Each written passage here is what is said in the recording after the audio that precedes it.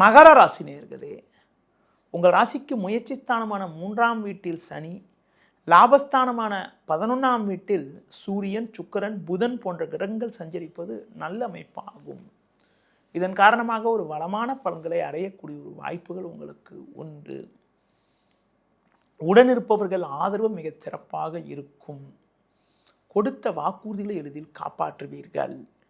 குரு பகவான் 6இல் சஞ்சரித்தாலும் தற்போது வக்ரகதியில் இருப்பதால் பல்வேறு வளமான பலன்களை பெறுவீர்கள். உடனிருப்பவர்கள் உங்களுக்கு ஆதரவாக இருப்பார்கள். மங்களகரமான சுபகாரியங்கள் கைகூடக்கூடிய ஒரு வாய்ப்புகள் இருக்கிறது. தொழில் வியாபாரத்தில் ஒரு நல்ல வளர்ச்சி ஏற்படும்.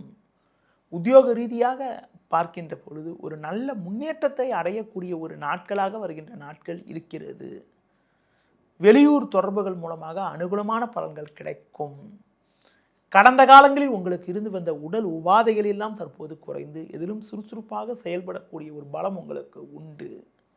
இந்த வாரத்தில் குறிப்பாக எந்த நாட்கள் சிறப்பான நாளாக இருக்கும் என பார்த்தால் 7 ஞாயிறு, 8 திங்கள், 9 செவ்வாய் ஆகிய நாட்கள் சிறப்பான நாளாக இருக்கும். இந்த வாரத்தில் குறிப்பாக 10 புதன், 11 வியாழன், 12 வெள்ளி காலை 10 மணி 20 நிமிடம் வரை உங்களுக்கு சந்திராஷ்டமம் இருப்பதால் நான் குறிப்பிட்ட நேரங்களில் புதிய முயற்சிகளை தவிர்ப்பது, பிறர் விஷயத்தில் தலையிடாமல் இருப்பது மிக மிக நல்லது.